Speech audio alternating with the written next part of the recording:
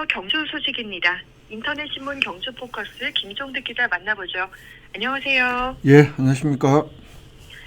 네, 경주시가 70세 이상 시민들에게 제공하는 어르신 기본요금 무료 택시 연간 사용액이 증액된다고요? 네, 그렇습니다. 이 어르신 기본요금 무료 택시 사업, 이 70세 이상 경주 시민들을 대상으로 그 연간 지원 총액만큼 이 선불카드에 이 금액을 충전해 주는 방식으로 진행을 하는 건데, 경주시가 지난 2022년 6월 22일부터 시행을 하고 있습니다. 그런데 이게 작년 말까지는 연간 카드 충전 금액이 13만 2천 원이었는데요. 그 다음 달부터 2025년 2월부터는 연간 카드 충전 금액이 16만 원으로 예전보다 작년보다 한 2만 8천 원 금액이 증액이 됩니다.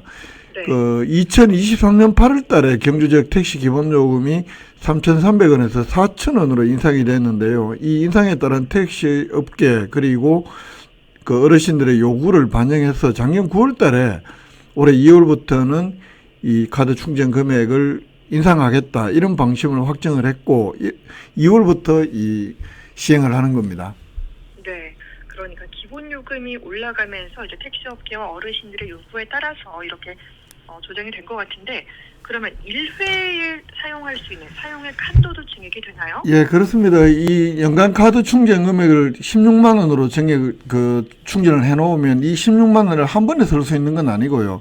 여러 번 이제 카드 택시 비용으로 결제를 해야 될 텐데, 이 1회 결제 한도액이 택시를 한 번 탈 때 이용자가 그 작년 말까지는 8,000원이었습니다. 그런데 이제 2월 달부터는 12,000원으로 4,000원 더 높이 이렇게 이제 결제를 할 수 있게 된다는 이야기입니다. 예컨대 만약에 택시비가 15,000원이 나오면 기존에는 이 선불카드에서 결제를 하면 8,000원까지 결제를 하고 나머지 7,000원은 이용자가 부담해야 되는데, 이제 올해 2월 달부터 15,000원이 나오면 12,000원까지는 카드 결제를 하고 3,000원만 이게 택시 이용자가 부담하는 방식. 그러니까 1회 결제를 한도하는 금액은 택시 이용자가 부담하게 되는데, 기본 요금이 올라가면서 이 결제액이 낮으니까 이제 개인이 부담하는 비용이 너무 많다 이렇게 해서 이제 조정이 된 건데요. 아까 말씀드린 대로 이렇게 2월 달부터 이제 한도액이나 또 그 결제 한도를 상향 조정을 하기 위해서 1월 한 달 동안에 시스템 보완 작업을 한다고 합니다. 그래서 지금 1월 달에는 어르신 이 기본요금 무료 택시 선불카드를 현재 사용할 수가 없고요. 그래서 1월 한 달간은 이용이 일시가 중단되어 있는 상황이고 2월 달부터 이 카드를 다시 쓸 수가 있습니다. 이름이 어르신 기본요금 택시 카드니까요. 이 선불카드를 신청하려면 읍면동 행정복지센터에서 누구나 신청을 할 수가 있고, 신청일 기준으로 70세 이상 경주 시민이면 누구든 신청할 수가 있습니다. 이 충전된 금액이 만약에 올해 16만 원을 충전해서 만약에 10만 원 쓰고 6만 원 남았다, 내년에도 쓸 수 있는 건 아니고요. 이 충전된 금액은 매년 12월 31일까지 사용하지 않으면 나머지 금액은 이월되는 것이 아니고 소멸되는 방식. 그래서 새해에 다시 16만 원 충전해 주는 방식으로 운영을 합니다. 이 점을 잘 기억을 하셔야 될 것 같고, 또 이 어르신 이 택시 카드는 제3자에게 양도할 수도 없고, 또 제3자 양도 시에는 적발 시에는 카드 이용 중지는 물론이고 지원금이 모두 환수가 되는데, 왜 이런 점들을 강조를 하나 하면 2022년 6월 달에 처음 시행한 이후에는 이게 본래는 어르신들을 위해서 만든 카드인데도 어르신들 1년에 16만 원 못 쓰는 경우도 13만 2천 원을 정제는 못 쓰는 경우도 있으니까 되게 손주들이나 이렇게 이제 들어 카드를 이용하는 경우도 있었다고 합니다. 이렇게 해도 택시 기사 운전하시는 분 입장에서는 요금을 받으니까 손해볼 일은 아니고 해서 이렇게 간행적으로 받았다고 하는데, 이런 것들은 어르신들의 이동을 편하게 하기 위해서 만든 카드이기 때문에 이렇게 양도하거나 남이 제3자가 사용하는 것은 엄격히 더욱 금지된다고 합니다. 네. 그러면 이 선불카드를 만든 시민 수가 몇 명이나 됩니까? 작년까지요. 그러니까 12월 말까지 선불카드를 발급받은 어르신 숫자는 3만 9천여 명이라고 합니다. 이런 숫자는 작년 9월 기준으로 70세 이상 경주 시민 4만 4,300여 명의 약 88%에 해당하는 것입니다. 그러니까 70세 이상 경주 시민들이 거의 다 10명 중에 한 9명은 이 카드를 발급받았다는 이야기인데, 이 작년 1년 동안에 이 선불카드 충전 비용으로 경주시가 사용한 예산은 38억으로 정리가 됐고요. 올해는 이 충전금이 좀 더 증액이 되니까 경주시가 그 2025년 예산에 40억 원의 예산을 편성해 두고 있다고 합니다. 네. 어르신 기본요금 무료 택시 사업 관련 소식 살펴봤습니다. 다음 소식은 민주노총 경주지부가 국민의힘 김석기 의원의 사퇴를 촉구하는 투쟁을 강력하게 전개하기로 결의했네요. 그렇습니다. 이 12.3 비상계엄 발표 이후에 그 민주노총 경주지부가 김석기 의원 사퇴 촉구를 요구하는 목소리 뭐 여러 번 낸 적이 있었는데, 그저께 용산 참사 16주기를 맞이해서 지난 20일 날 기자회견을 열어서 다시 한 번 더 강력한 투쟁 의지 천명하면서 재차 김석기 의원 사퇴를 촉구를 했는데요. 앞으로 그 매일 약식 집회도 열고 또 정기적으로 주에 한 번씩 대규모 시국 집회를 김석기 의원 사무실 앞에서 열어서 더욱 사퇴를 강하게 압박한다는 계획인데, 이 금속노조만 해도 경주의 민주노총 산하의 금속노조만 해도 30개 회사에 4,600여 명, 그리고 일반 노조까지 합치면 훨씬 더 많을 텐데, 이렇게 민주노총 경주지부가 이 김석기 의원의 강도 높은 투쟁을 예고한 것이어서 아직 선거는 많이 남았습니다만 이게 또 지역사회에 어떤 영향을 미칠지는 좀 지켜볼 일이 아닌가 싶습니다. 네. 그럼 구체적인 투쟁 계획 나왔을 것 같은데 어떻게 내놨습니까? 그렇습니다. 그 매일 집회를 한다.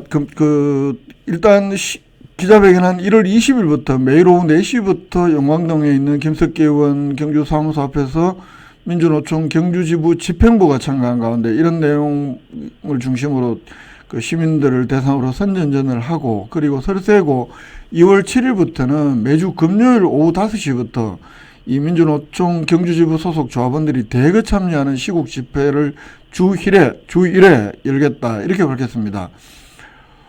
투쟁 강도를 앞으로 계속 더 높인다, 이런 계획이고, 지난 1월 20일은 아까 말씀드렸다시피 2009년 그 용산에서 그 농성 중에 그 출금인 5명 그리고 진압받은 경찰관 1명이 사망하는 이른바 용산 참사 16주기였는데요. 이날 그 유족들이 김석기 의원을 향해서 보내는 그 입장문도 민주노총 경주지부가 현장에서 낭독을 하면서 이 투쟁 의지를 다지는 모습이었습니다. 네. 김석기 국회의원에 대한 어떤 내용의 비판을 주로 제기합니까? 여러 행동을 통해서 내란을 옹호하는 듯한, 그리고 내란 우두머리 혐의를 받고 있는 윤석열 대통령을 옹호하고 있다는 게 민주노총 경주지부의 시각입니다. 네.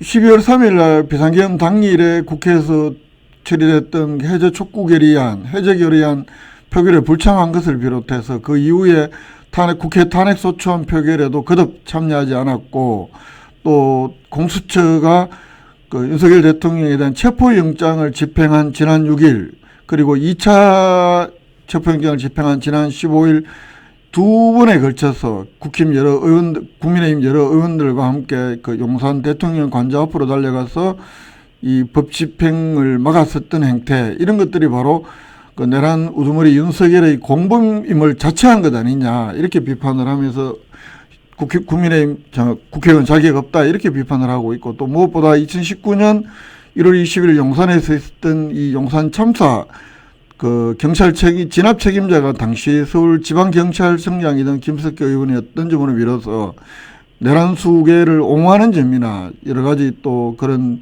참사의 장본인이었던 점, 이런 점들을 미쳐볼 때 더 이상 경주 시민의 대표할 자격이 없다라는 게 민주노총 경주지부의 주장입니다. 네. 김석기 국회의원 사퇴를 촉구하는 투쟁 관련 소식 짚어봤고요. 마지막 소식은 10월 말에 경주 에이펙 정상회의를 앞두고 지금 해외 정상들의 응급치료를 위한 병동이 조성되고 있다면서요? 예, 그렇습니다. 하여튼 에이펙 정상회의 때 21개 나라 정상이 오니까요. 경주 지역에도 응급의료센터 확충이 필요하다, 이런 필요성에 따라서 그 동국대 경주병원 응급의료센터 시설 및 장비를 크게 개선하고 또 VIP 병동도 조성하기로 했다고 합니다. 네. 그러면은 이 동국대 경주병원의 시설 개선에 필요한 예산이 있을 텐데 이 부분은 정부가 지원합니까? 예, 에이펙이 앞에 붙으니까요. 그래서 에이펙 정상회의에 대비한 시설 확충이다라고 이야기를 하고, 그리고 이 권역 응급의료센터에 준하는 장비를 도입해서 향후에 또 지역민들에게도 질 높은 응급의료 서비스를 제공할 필요가 있다. 이 두 가지 이유로 그 시설 확장에 나서면서 그 전체 예산이 한 85억이라고 하는데요. 이번에 그 응급의료센터 시설 또 장비 개선을 하는데 총 85억 원이 필요한데, 여기에 60억, 그러니까 경상북도에서 30억, 경주시에서 30억, 이 60억 원을 그 국민 세금으로 지원을 하고 나머지 25억 원은 동국대 경주병원 측이 부담을 한다고 합니다. 네. 구체적으로 그러면 시설 개선은 어떤 것들이 진행됩니까? 일단 응급의료센터 규모도 키우고 장비도 많이 이렇게 좀 그 첨단 장비를 들여놓겠다라고 합니다. 응급실도 현재 규모보다 한 2배 정도로 키우고 넓히고, 또 동국대 경주병원 본관에 7층에 있는 교수 연구동은 그 18병상을 갖춘 VIP 전용 병동으로 이렇게 탈바꿈한다고 합니다.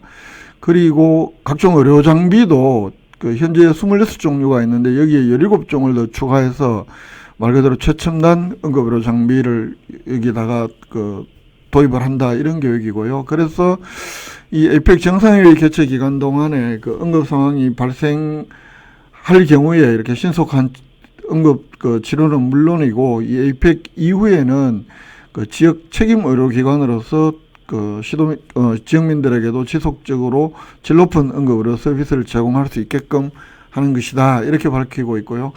그 9월 말까지는 확장 공사 완공을 목표로 현재 뭐 여러 가지 그 사업 착수를 위한 것들이 발주가 됐다고 합니다.